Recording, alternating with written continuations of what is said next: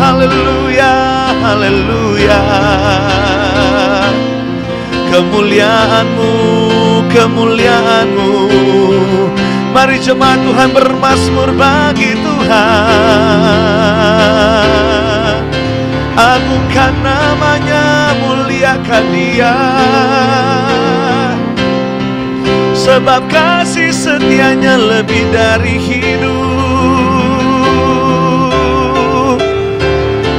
Kami hari ini ada karena kebaikan-Mu, karena kasih-Mu yang besar, karena Engkau yang besar, karena Engkau yang termulia.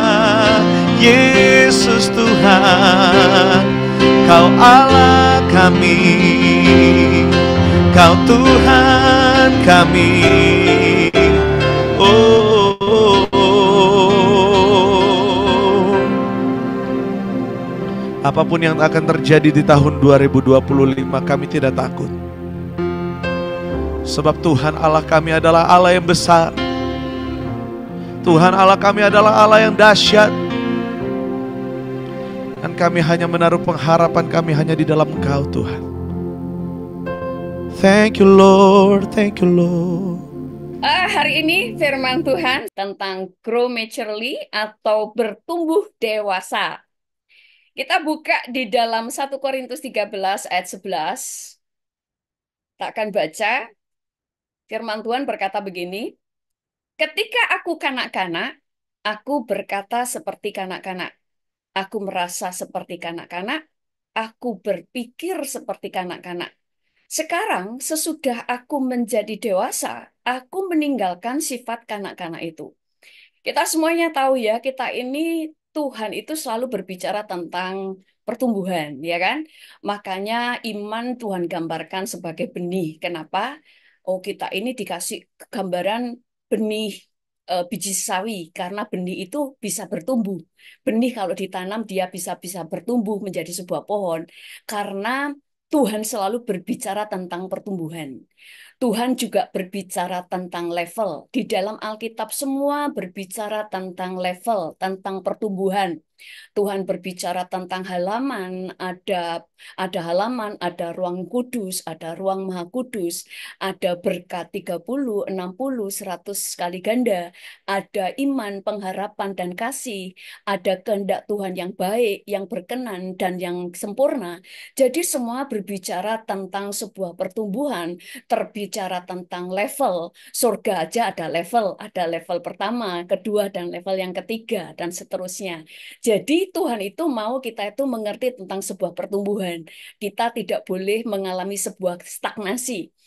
Ada sebuah pertumbuhan dari anak-anak menuju kepada kedewasaan. Saya pernah menyampaikan pada waktu saya dulu masih di New York ya. Mungkin masih ingat bagaimana cara Tuhan mendidik bangsa Israel. Pada waktu Israel baru keluar dari Mesir, di mata Tuhan bangsa Israel itu dianggap masih anak-anak. Makanya Alkitab berkata, aku mengeluarkan kamu seperti seorang anak. Aku menggandeng kamu, menggandeng tanganmu, ya kan? Seperti seorang bapak menuntun anaknya. Makanya di situ Tuhan mengajar mereka, Tuhan kasih Taurat. Di situ Tuhan memberikan larangan-larangan di dalam kitab Taurat. Tidak boleh makan ini, tidak boleh makan itu, apa yang tidak boleh, apa yang boleh, dan sebagainya. Kenapa? Anak-anak itu banyak dikasih tahu, ini nggak boleh, itu yang boleh. Ini kamu harus gosok gigi, kamu tidak boleh tidur terlalu malam, kamu harus belajar. Semua ada banyak larangan apa yang boleh dan tidak boleh. Tidak boleh lari ke jalan raya sendirian, kamu tidak boleh keluar rumah malam-malam, dan sebagainya. Tetapi di perjanjian baru Tuhan melihat bahwa anak-anak Tuhan itu adalah menjadi sudah dewasa. Maka saya pernah sampaikan di perjanjian baru itu Paulus berkata segala sesuatu diperbolehkan. Benar, tetapi tidak semuanya berguna. Segala sesuatu diperbolehkan benar, tapi tidak semuanya membangun. Sehingga Paulus berkata, aku tidak mau diperhamba oleh apapun. Di dalam perjanjian baru, Tuhan mengajar bahwa makanan semuanya boleh. Tidak ada yang diharamkan. Tetapi di dalam perjanjian baru kita diajar tentang apa arti penguasaan diri. Kita diajar arti bagaimana memilih mana yang baik, mana yang membangun. Karena kita dianggap sudah dewasa. Nah, di dalam kehidupan kita juga demikian. Kita mau diajar untuk menjadi dewasa. Kita tidak lagi menjadi orang Kristen untuk melakukan yang benar bukan lagi karena takut, oh ini boleh, ini tidak boleh, tetapi karena kita tahu ini tidak boleh atau enggak, itu karena kita memilih, karena kita tahu ini tidak membangun, ini tidak menjadi berkat, ini merugikan, ini mencelakakan dan sebagainya. Kita diajar untuk menjadi orang dewasa. Makanya kalau kita akan pelajari di sini bagaimana memiliki sifat seorang yang dewasa. Ada di dalam PowerPoint sifat kanak-kanak ya, sifat-sifat seorang kanak-kanak. Yang pertama, sifat kanak-kanak itu berpikir pendek. Berpikir pendek, tidak berpikir panjang. Pikirannya pendek. Maunya itu cuma main. Belum mengerti tanggung jawab. Bergantung kepada orang lain. Belum mengerti value. Belum tahu mana yang berguna, belum tahu mana yang penting. Belum bisa mandiri. Belum bisa memimpin dirinya. Belum bisa mengontrol emosinya. Ada banyak orang yang sudah tua segi umur, tetapi sifatnya kanak-kanak. Orang yang kanak-kanak itu berpikir pendek. Dia kalau kepengen A ya A, tidak berpikir panjang. Maunya itu kalau kalau dia mau putusin sesuatu itu dia tidak memikirkan dampak dari apa yang dia putuskan sekarang. Dia kurang tahu tanggung jawab, dia tidak tahu pilihan-pilihan yang bisa berguna. Makanya tadi orang Israel itu dididik Tuhan, ada banyak larangan-larangan. Kenapa makanan-makanan A, B, C tidak boleh? Ada makanan haram dan halal karena mereka belum tahu memilih yang menyehatkan tubuhnya. Belum bisa mengontrol emosinya. Dulu ya saya masih di New York, ada seorang ibu ya sudah punya anak, anaknya sudah remaja. Tapi anak ini teman-temannya itu kadang-kadang manggil dia itu oh arek itu oh arek gendeng itu tah gitu ya kalau bahasa Jawanya. Arek gendeng itu tah gitu. Atau orang oh orangnya anak gila itu tah gitu ya kan. Saya dulu belum kenal orang itu. Siapa sih yang dibilang orang-orang itu orang gendeng? Ternyata ada seorang ibu ya. Itu sudah dewasa, sudah punya anak remaja. Itu kalau ketemu orang, kalau dia lagi emosi, kalau lagi nangis, itu nangis di hadapan banyak orang kayak anak kecil. Kalau mau nangis, ya nangis. Kalau lagi mau ketawa-ketawa, itu kayak apa ya? Kalau ketawa nggak bisa mengendalikan. Ketawa-ketawa. Kalau lagi melucu-melucu, tapi kalau dia diganti diguyonin, itu dia bisa marah tanpa bisa mengendalikan. Nangis pun ya nangis kayak anak kecil. Nah, sehingga orang bisa lihat loh dia kok nggak malu ya punya anak, anaknya sudah remaja, dia kalau nangis tuh kayak anak kecil. Jadi orang ini tidak tahu bagaimana mengendalikan emosinya.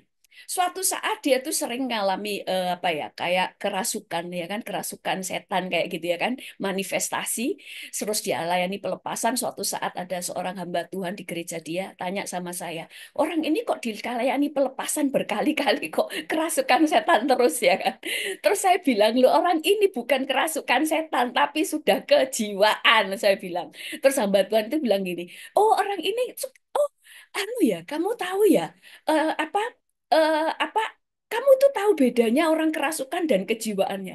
Ya tahu lah orang ini udah kelihatan. Udah diusir setannya berkali-kali setannya nggak keluar. Ini sudah campur dengan kejiwaan. Orang ini harus diajar mengendalikan emosinya. Akhirnya diajar mengendalikan emosinya, diajar semuanya dan sebagainya. Akhirnya orang ini mengerti mengendalikan emosinya dan sebagainya mulai tahu. Setiap kali mau nangis, mau teriak dan sebagainya, dia mulai sadar. Dia sadar umur dan sebagainya. Dia mulai apa ya, sudah mulai nggak dianggap gila lagi. Sebenarnya dia nggak gila, tapi kebiasaan nggak menguasai emosinya. Sehingga orang mulai tahu bedanya. antara orang kerasukan setan dan orang yang memang agak konslet, yang ngerti ya. Orang kadang-kadang orang itu bukan konslet kejiwaannya karena gila, enggak, tapi karena memang kebiasaan nggak bisa menguasai emosinya, ngerti ya saudara ya. Nah, makanya ini dikatakan kekanak-kanaan.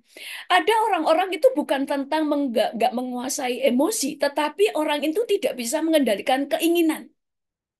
Kalau keinginannya A ya A, ini orang kekanak-kanaan. Makanya kenapa pada waktu kita mendidik anak, pada waktu anak terlalu dimanja, itu akan ada yang cacat di dalam kejiwaan anak itu. Karena apa? Ada di dalam kejiwaan orang itu tentang tanggung jawab, tentang empati, itu nggak tumbuh normal di dalam dirinya karena tidak terlatih. Makanya anak itu akan menjadi orang yang egois karena yang dia tahu di dalam pada waktu dia bertumbuh, pada waktu anak-anak, yang dia tahu semua yang dia inginkan itu selalu dituruti. Sehingga rasa tanggung jawab tidak ada. Makanya saya dulu bersyukur, saya bertumbuh dengan didikan cara militer. Ibu saya keras. Kalau saya nakal, itu pakai sandal. Saya dilempar sandal, saudara. Nggak ada gaya halus-halus, itu nggak ada. Dihalusin iya, tapi sandal juga iya. Jadi kita ini apa ya, saya itu jadinya cewek-cewek, kita tiga cewek satu cowok, kita itu jadi anak perempuan itu ya tough gitu loh, mau dilempar di mana bisa hidup. Kenapa? Karena kita dididik itu dilatih untuk bisa dewasa, bisa mandiri, itu dilatih saudara. Nah, anak ini, orang ini sudah dewasa, sampai anaknya itu, saya tahu anaknya itu kayak malu dengan mamanya. Kenapa? Ibunya itu berkali-kali itu bisa nangis, bisa gulung-gulung, udah dewasa saudara. Dan kita tahu suaminya itu seringkali jalan, nggak mau jalan sama istrinya. Mungkin suaminya lama-lama jadi malu juga, karena istrinya malu-maluin. Saudara, kenapa? Orang ini, orang langsung taunya orang ini mungkin harus melayani pelepasan. Saya ngomong tidak, orang ini harus diajar menguasai dirinya. Nah, ini orang dewasa itu tahu menguasai dirinya. Nah, sekarang kita lihat ciri-ciri orang dewasa. Sifat orang dewasa itu adalah dia berpikir panjang. Sebelum ngomong, mikir dulu. Sebelum memutuskan sesuatu, mikir dulu. Dia selalu memikirkan resikonya. Apa yang akan terjadi ke depan. Dia tidak memikirkan hanya dirinya. Apa dampaknya? Kalau saya memutuskan A, kalau saya melakukan A, apa dampaknya? Apakah nanti kalau saya melakukan ini akan mempermalukan orang tuaku, memalukan keluargaku, membuat malu anak-anakku, akan merugikan keluargaku dan semuanya. Semuanya dipikirin, nggak asal memutuskan. Anak-anak tidak berpikir panjang. Sekarang pikirkannya apalagi apa yang dia senang sekarang, ya senang sekarang. Makanya ada orang misalnya pengen mabuk, ya mabuk. Kayak kepengen mau judi, ya pengen judi. Kayak di Indonesia sekarang kan banyak orang yang apa ya, judi online. Apa ya, singkatannya mereka ngomongnya apa? Ju judi online apa sih? Apa gitu ya singkatannya, saya lupa ya karena saya tidak pernah main judi. Apa gitu lah di Indonesia lagi ngetop itu ya kan. Nah itu ya kan, terus itu mereka nggak mikir panjang gitu loh. Tapi orang dewasa terbiasa berpikir panjang. Kemudian orang yang dewasa tidak terburu-buru. Dia itu berhati-hati dalam setiap tindakannya. Dia bisa menguasai diri. Makanya di Perjanjian Baru diajar penguasaan diri dalam segala hal. Itu yang banyak diajar di Perjanjian Baru. Kenapa? Di Perjanjian Baru Tuhan melihat gereja sudah dalam posisi dewasa. Diajar menguasai diri. Orang dewasa bisa mandiri, di dalam orang dewasa bisa bertanggung jawab. Makanya di dalam Perjanjian Baru dikatakan untuk kita dipercaya, diberikan tanggung jawab, diajar supaya mereka bisa dipercaya. Dipercaya apa? Kalau kamu bisa dipercaya dalam perkara kecil, maka engkau akan dipercaya dalam perkara-perkara yang besar. Saudara, kita itu harus bertumbuh menjadi orang dewasa. Apalagi kalau kita sudah menikah, sudah punya anak, kita semuanya harus belajar dewasa. Waktu belum punya anak pun dan sebagainya, kita harus belajar dewasa. Nah, Dalam hal rohani sebagai orang Kristen pun kita harus dewasa. Kenapa? Kita semuanya akan mempertanggungjawabkan kekristenan kita, kerohanian kita secara pribadi. Kita tidak bisa mengandalkan orang lain. Di Alkitab telah diajarkan tentang 5 gadis bijaksana dan 5 gadis bodoh. 5 gadis bijaksana dan 5 gadis bodoh. Kenapa tidak dikatakan 5 gadis berdosa dan 5 gadis yang takut akan Tuhan? Atau 5 gadis yang berdosa dengan 5 gadis 5 gadis yang sungguh-sungguh dengan Tuhan. Tidak dikatakan 5 gadis yang najis dengan 5 gadis yang suci. Tapi bodoh dan bijak. Kenapa? Orang yang bijak, dia bisa memperhitungkan setiap langkah hidupnya. Tapi orang bodoh, dia orang percaya, tapi dia tidak bijak dalam hidupnya. Orang yang bijaksana itu gini, saudara. Sekalipun aku punya uang, tapi aku bertindak seakan-akan nggak punya uang. Sekalipun aku punya suami, aku bertindak seakan-akan tidak punya suami. Makanya Paulus berkata, sekalipun kamu menikah, bertindak seakan-akan kamu belum menikah. Kamu seakan-akan, pokoknya kita itu seakan-akan kamu itu nggak punya apa-apa. Itu loh orang bijak. Sehingga orang bijaksana ini, dia mempersiapkan minyak.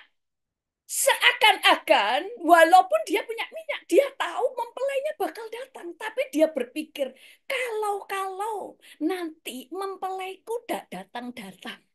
Aku sudah punya persiapan. Walaupun di hati yang lain dia punya iman mempelainya datang tepat waktu, tapi tetap di dalam persiapannya seakan-akan mempelainya bakal terlambat. Makanya orang bijaksana begini. Kamu tetap bekerja seakan-akan Tuhan itu nggak datang-datang. Tapi engkau sungguh-sungguh dalam Tuhan seakan-akan Tuhan datang malam hari ini. Itu orang bijak. Tapi orang yang bodoh, makanya bukan orang berdosa. Yang orang 5 gadis bodoh itu bukan orang berdosa. Tapi dia tidak bijak.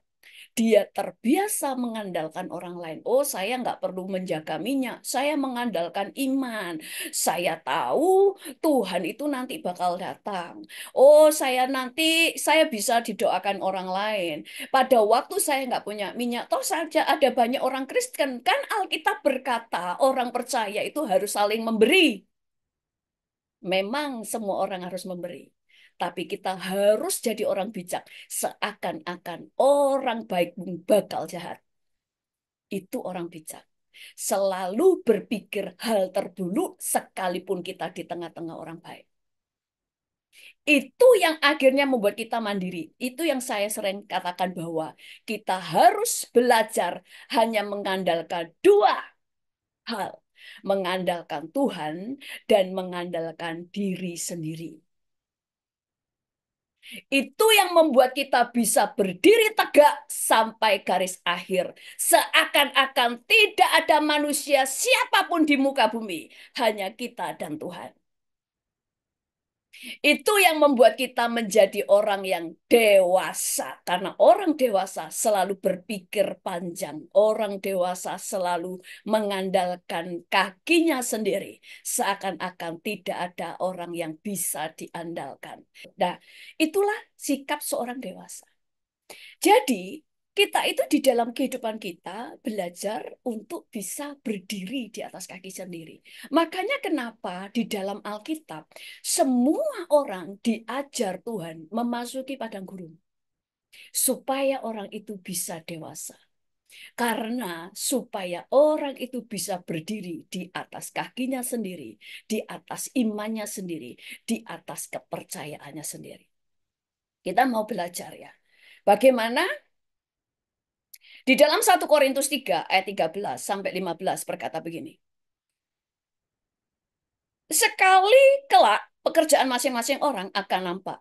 Karena hari Tuhan akan menyatakannya. Sebab ia akan nampak dengan api dan bagaimana pekerjaan masing-masing orang akan diuji oleh api itu. Jika pekerjaan yang dibangun seorang tahun uji, ia akan mendapat upah. Jika pekerjaannya terbakar, ia akan menderita kerugian.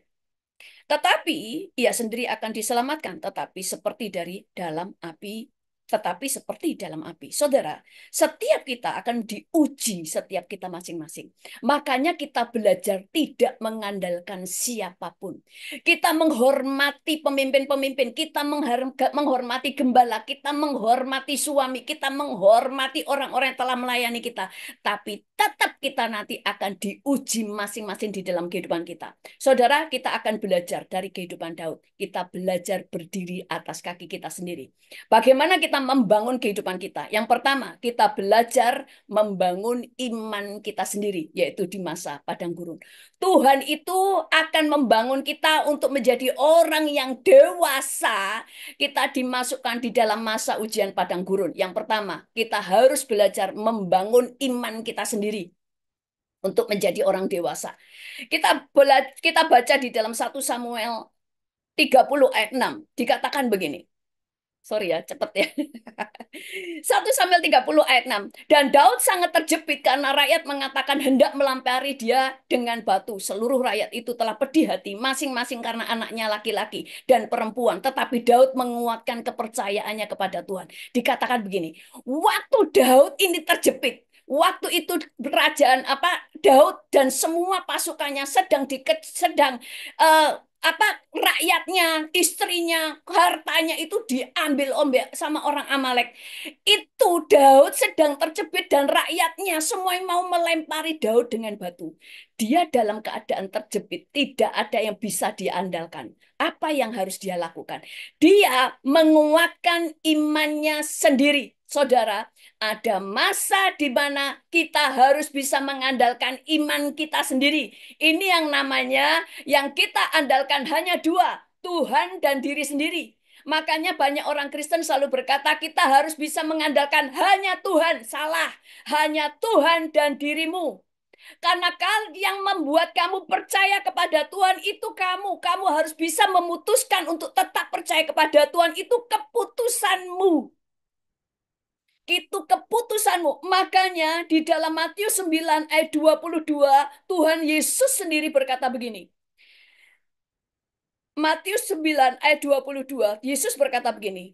Tetapi Yesus berpaling dan memandang dia serta berkata, teguhkanlah hatimu, hai anakku, imanmu telah menyelamatkan engkau. Maka sejak itu sembuhlah perempuan itu. Dikatakan, teguhkanlah hatimu, hai anakku, imanmu telah menyelamatkan engkau. Artinya begini, Tuhan menantikan kamu harus meneguhkan imanmu sampai kamu mendapatkan apa yang engkau harapkan.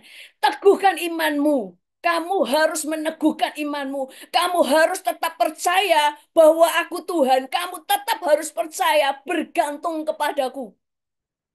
Kamu tidak bisa bergantung kepada siapapun.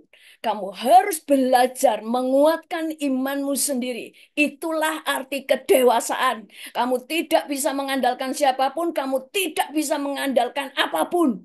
Kamu harus bisa mengandalkan dirimu sendiri. Maksudnya gini, oh kok nggak mengandalkan Tuhan? Loh, mengandalkan Tuhan ada saatnya. Saudara itu lemah iman. Saudara itu untuk percaya sama Tuhan aja tidak mampu. Makanya kamu harus belajar berdiri atas dirimu sendiri untuk bisa menguatkan imanmu sendiri. Karena ada saatnya tidak ada seorang pun yang bisa menguatkanmu. Makanya kenapa Tuhan memanggil Daud sendirian? Makanya Tuhan pada waktu memanggil Abraham mempersembahkan anaknya, dia dalam keadaan sendirian. Yesus waktu dicobai, dia dalam keadaan sendirian. Kepada Daniel pada waktu masuk ke gua singa, dia dalam keadaan sendirian. Yusuf waktu dia harus dibuang untuk menjadi budak, dia harus sendirian. Semua dalam keadaan sendirian. Karena Tuhan sedang menguji dia untuk menguatkan imannya sendiri. Itulah arti kedewasaan. Kalau saudara sekarang sedikit-sedikit lemah mencari pendeta untuk didoakan, makanya saudara gampang kepahitan. Sedikit-sedikit kepahitan sama pendeta, sedikit-sedikit kepahitan sama jemaat, karena kamu tidak pernah bisa mengandalkan kekuatanmu sendiri. Saudara harus bisa berbahagia oleh keputusanmu sendiri, bukan keadaan, bukan orang lain, bahkan bukan karena suamimu. Yang kedua, kita harus belajar membangun semangatmu sendiri. Itulah kedewasaan. Jadi kita belajar stand alone. Saudara harus belajar berdiri atas kakimu sendiri dan Tuhan. Alkitab berkata di dalam Mazmur 42 ayat 11. Mazmur 42 ayat 11. Mengapa engkau tertekan, hai jiwaku, dan mengapa engkau gelisah di dalam diriku? Berharaplah kepada Allah, sebab aku bersyukur lagi kepadanya, penolongku dan Allahku. Saudara, pada waktu Daud mengalami kelemahan, dia harus menguatkan jiwanya sendiri. Tidak ada seorang pun yang menguatkan jiwanya. Saudara, ada saat-saat saya itu nggak ada seorang pun yang bisa saya andalkan. Tidak ada yang saya bisa curhat. Tidak ada saya bisa ngomong ke orang tua saya, kepada siapapun. Tidak ada. Saya hanya bisa menguatkan jiwa saya untuk bisa bersuka cita. Saya menguatkan jiwa saya untuk tetap bisa mempercaya Tuhan. Waktu saudara memutuskan percaya, itu adalah keputusan. Itu adalah saudara harus menguatkan dirimu sendiri. Makanya orang Kristen kalau saudara hanya belajar, hanya percaya kepada Tuhan, salah, kurang lengkap. Saudara harus bisa menguatkan dirimu. Karena waktu mempercayai Tuhan pun butuh kekuatan untuk bisa percaya. Si Daud memutuskan untuk tetap menguatkan dirinya. Hei jiwaku, percaya kepada Tuhan. Hei jiwaku, tetap percaya. Makanya kenapa murid-murid Tuhan Yesus, rasul-rasul, tetap tidak menolak Yesus waktu dianiaya. Tidak ada seorang pun yang membantu mereka. Mereka tetap memutuskan untuk mempercayai sekalipun seakan-akan Tuhan tidak bersama mereka. Mereka terbiasa untuk dewasa, berpikir panjang, itu dewasa. Karena ada saatnya tidak ada seorang pun ada bersama kita. Makanya kita kalau sudah terbiasa dewasa demikian, saudara tidak gampang pahit. Karena saudara terbiasa berdiri atas kakimu sendiri. Saya pun suami saya kerja, saya punya uang, saya pun tetap harus punya. Sekalipun suami saya tidak pernah hitungan uang dengan saya, tapi saya tetap harus punya uang. Dan sebagainya. Bukan karena saya curiga dengan suami saya, tetapi saya belajar untuk menjadi mandiri di dalam kehidupan saya. Jadi, kemudian yang ketiga, kita belajar memilih. Kita belajar untuk bisa memilih keputusan yang benar. Orang yang dewasa selalu belajar untuk tetap bisa memilih keputusan yang benar. Saudara, Daud tetap bisa memutuskan yang benar. Dia tetap harus belajar tenang, belajar untuk sabar, tidak panik dalam segala hal. Dia tidak peduli dengan apa kata orang. Dia tidak peduli dengan orang mau mencibir dia dan sebagainya. Dia belajar untuk bisa memilih yang benar. Itulah orang yang dewasa. Saudara, untuk menjadi dewasa bukan hal yang mudah, tetapi bisa dikerjakan. Karena Tuhan tidak pernah menuntut kita melakukan hal-hal yang tidak bisa kita lakukan. Tuhan tidak pernah menyuruh kita melakukan hal-hal yang tidak bisa kita lakukan. Waktu Tuhan menyuruh Abraham mempersembahkan anaknya, pada kenyataannya ternyata bisa. Pada waktu Tuhan memasukkan Daniel untuk masuk ke gua singa, pada kenyataannya ternyata bisa. Karena segala sesuatu Tuhan tuntut. Seakan-akan kita ngeri, tapi ternyata semua bisa. Karena Alkitab berkata, roh yang ada di dalam dirimu jauh lebih besar dari roh yang ada di dalam dunia ini. Makanya supaya kamu tahu siapa dirimu, kamu harus memasuki masa padang gurun, tantangan. Supaya kamu tahu, sebenarnya kamu tidak perlu mengandalkan siapapun. Kamu cukup mengandalkan dirimu sendiri, karena aku sudah ada di dalam kamu. Amin. Mari kita berdoa, dan sekali lagi kita perlu menjadi orang dewasa. Orang dewasa tidak belajar, dia belajar mandiri, berdiri atas kakinya sendiri. Dia mengandalkan Tuhan dan dirinya sendiri. Dia berpikir panjang, dia bisa menguasai dirinya, menguasai emosinya. Dia menjadi orang yang bisa bertanggung jawab atas dirinya sendiri. Dia bisa menguatkan imannya, dia bisa menghibur dirinya sendiri dalam segala keadaan. Mari kita berdoa. Tuhan, kami mengucap syukur kepadamu. Engkau dahsyat, engkau ajaib dalam kehidupan kami. Kami diciptakan untuk menjadi dewasa. Kami diciptakan untuk menjadi besar. Kami diciptakan untuk menjadi kuat. Karena engkau telah menciptakan kami menjadi pahlawan, bahkan lebih daripada pemenang. Kami bukan diciptakan menjadi pecundang. Karena firman-Mu berkata, kami diciptakan bahkan menjadi mirip seperti Yesus. Kami diciptakan menurut gambar dan rupa Allah. Bahkan Kau berkata, kami dapat melakukan pekerjaan-pekerjaan yang jauh lebih besar daripada apa yang Yesus lakukan. Kami bersyukur, kami mau menjadi orang-orang yang mandiri dan kuat. Kami bersyukur kepadamu Tuhan, terpujilah namamu dalam nama Tuhan Yesus. Haleluya. Amin. Sebab Tuhan baik. Nyanyikan kebaikan Tuhan. Sebab Tuhan baik.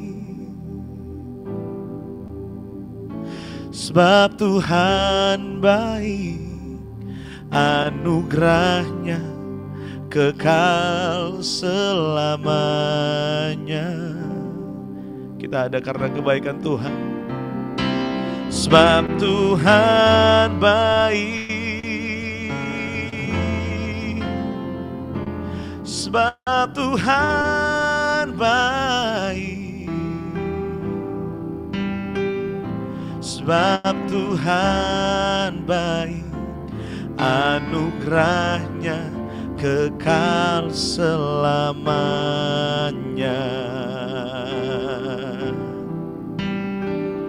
Sebab Tuhan baik, anugerahnya kekal selamanya.